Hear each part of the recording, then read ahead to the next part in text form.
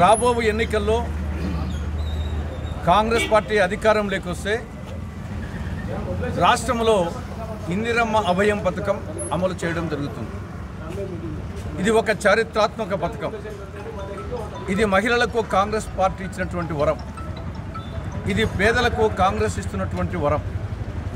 ఈ పథకం కింద ప్రతి నిరుపేద కుటుంబానికి ప్రతి నెల 5,000 రూపాయలు ఆర్థిక సహాయం చేయడం జరుగుతుంది. నెలకు 5,000 అంటే సంవత్సరానికి 60,000. 5 సంవత్సరాలకు 3 లక్షల రూపాయలు ప్రతి నిరుపేద కుటుంబానికి ఆ యొక్క కుటుంబము పెద్ద ఆ మహిళ అకౌంట్లో వేయడం జరుగుతుంది. ఇది దేశంలో ఇంతవరకు ఏ రాష్ట్రంలో ఏ పార్టీ కూడా అమలు చేయలేదు.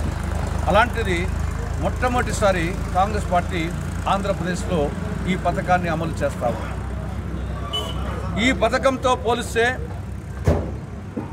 జగన్ ప్రభుత్వంలో ఇచ్చే అన్ని సంక్షేమ పథకాలు కలిపినా కానీ ఇంత అమౌంట్ రాదు.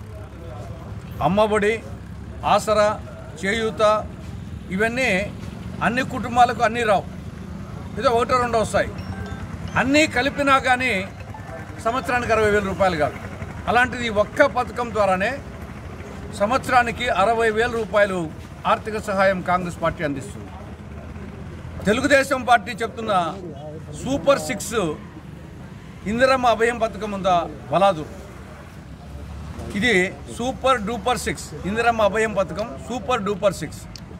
కాబట్టి ఈ పథకం అమలు కావాలి అంటే రాష్ట్రంలో కాంగ్రెస్ పార్టీ అధికారంలోకి రావాలి.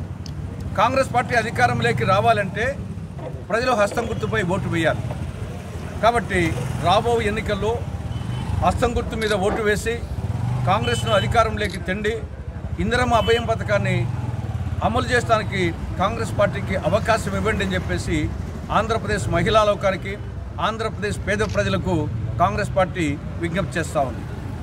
సమస్య లేని ఇల్లు ఉండదు, పరిష్కారం లేని సమస్య ఉండదు. బంధాలు గొప్పవి, బాధలు చిన్నవి. మీ సమస్యని మేము పరిష్కరిస్తాం. రండి మాట్లాడుకుందాం.